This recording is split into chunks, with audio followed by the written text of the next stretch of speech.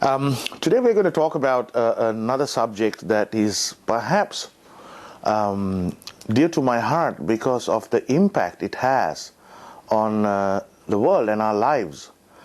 It's a subject called fear. And I love talking about this to the younger kids because they get it instantly and they can see how their lives are being lived. So let us have a look. What happened? Those of you who are familiar with our human state model, which explains the arrival on this earth of you and how you formulate and create the various states that then function through the rest of your life. And they're all states of mind. So in the creation of an identity, there's a process that starts where you create an identity, an I that is separate from all that is. And that I is created at a very young age, some point, soon after you're born, maybe even up to a year. And what happens to us is this. So we create a state called the I. And this I, we see as a unit, as an entity that is separate. So what are its characteristics? It is separate from all others. The second thing is that it also has an identity, a set of criteria that we assemble over a period of time. We assemble them. We create characteristics that say, this is who I am. And we build that up over time. It starts when you're a really young child, and somewhere between the age of about 2 to 6 years old, we create a particular base of that identity which specifically states, this is who I am, and then it builds on top of that. And you build it over your lifetime. And so it's got an identity, which, as you know, is made of two words, which is one word is id, and the other one is entity. An entity with an id, an identity. So what happens now is that in our life, this separated I looks at the world out there, and what it sees is two threats. What it observes or filters is threats. Why is it looking for threats? Because as a separate I, it has to, in order for the I to survive, for the I to flourish, for the I to procreate, for the I to do whatever it has to do, it has to view the world through the lens of fear. This lens called fear. And what it's seeing is threats. It's always evaluating the world looking at threats. So what happens? Why is this so important? Because this is subconscious. We don't even know we are doing that. And what happens when we view the world through the lens of fear? Because my I is separate, because I am looking at a world which is threatening, I now have to examine everything that's coming towards me in life with an underlying potential for it to extinguish me. Two things. To extinguish my entity, the I, and extinguish my id entity. So what happens in our world is this. Every human being, you ask yourself, why do we get upset with our parents?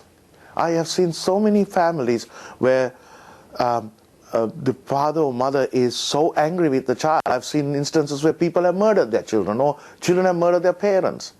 We have seen such a lot of catastrophe happening between people.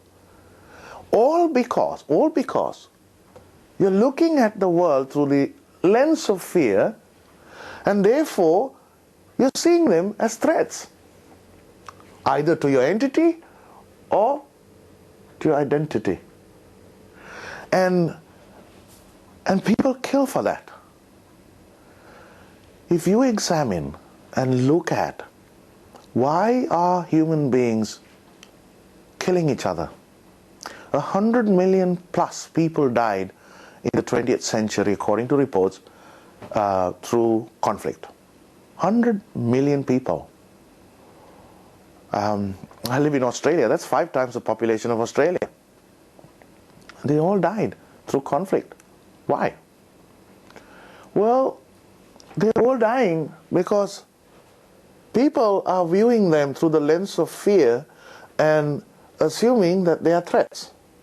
And because we assume they are threats, we then take steps to eliminate the threat. This even happens when you fall in love, isn't it? When you fall in love, and I'm sure some of you have done that, and I hope all of you have done that at some point in your life, you dismantle the lens of fear. You take that away and look at another person through the lens of love. And when you see the person through the lens of love, you see nothing in that person, nothing to threaten you. Nothing. I had one of my students who shared with us a time when the two of them are both students of ours, and they when they fell in love, how she one day came out of the bathroom and said to him, "Even your poo smells sweet." And that is exactly what it is, because there's nothing threatening our identity or entity. Nothing is being threatening. We are enfolding the other person in a clasp of love because there is no threat. Now what happens then, however, is there is a point in your life where suddenly, after you have fallen in love, then one day, and I kind of notice this in my observation, it's when those cute things become annoying. When suddenly, subconsciously, unconscious to you, your system goes, hold on a minute. Let's put on the lens of fear. And as soon as you put on the lens of fear, you see that person as potential threat. And everything in that person that you can see that invalidates your entity or your identity is then immediately rejected by you. They become annoying. There are reasons for you now to get the hell out of that relationship. And then you get caught up in a struggle. On one side is you pulling that person towards you, and on the other side is you pushing the person away. And this is commonly how all of our relationships run.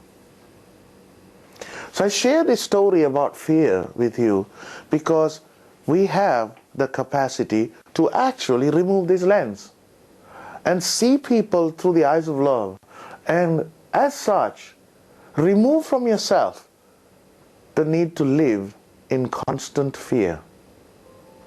And then discover that fear suddenly becomes a part that allows you to experience life in different flavors and no longer dominates the way you relate to the world and to human beings around you. Now, if this concept can be brought up to everybody in the world, or as many people as possible, can you imagine what the world would be like? Mind boggles, isn't it? Well, I wish you luck, and I hope that this little conversation about fear will open up in you a possibility of living life free of the dominion of fear, so that you can embrace it and all the wonderful gifts that life has actually brought to you, and embrace it with love and with joy. I wish you a wonderful day. Thank you.